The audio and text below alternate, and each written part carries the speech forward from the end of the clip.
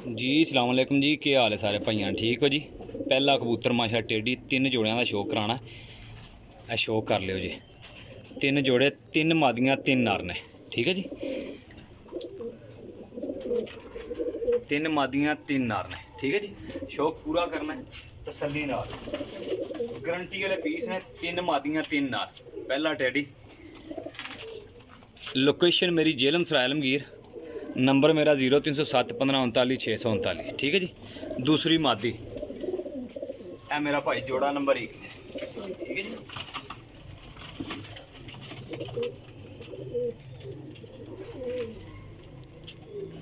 लो जनाब, गोल्डन नार, गोल्डन नार है, ठीक है जी।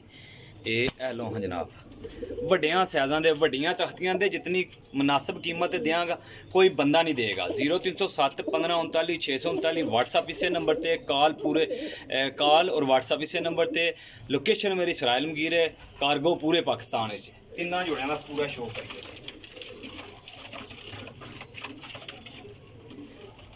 दो नर ते एक मादी छड्डी जनाब मेरी। लो जनाब, टैडी गोल्डन मादी जे। लो जनाब, 4 पीस हो गए थे,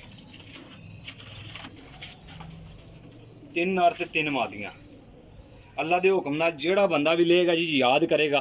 कीमत 3 जोड़ियां की 10,000 रुपया आवे, रेट फाइनल होएगा। कमगर कबूतर, गोल्डन कमगर कबूतर।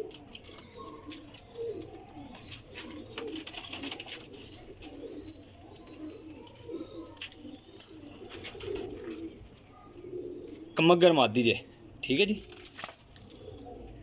लो जनाब, ये जनाब मेरी 3 जोड़े ने। जेड़े भरा नूं समझ जाणगे वो फिर भाई रबता करियो। चस्का पार्टी तो माजरत है। नंबर मेरा नोट कर लेना। यूट्यूब चैनल मेरा इब्राहिम पिजन पॉइंट है, ठीक है जी। इब्राहिम पिजन पॉइंट जी फेस आई डी है, टिकटॉक आई डी जी है मेरी रहील भाई के नाँ तू रहील भाई 333 फॉलो कर लेना, लाइक कर लेना, सबसक्राइब कर लेना, कमेंट करके दसना है, ठीक है जी। 3 जोड़े ने, ठीक है जी।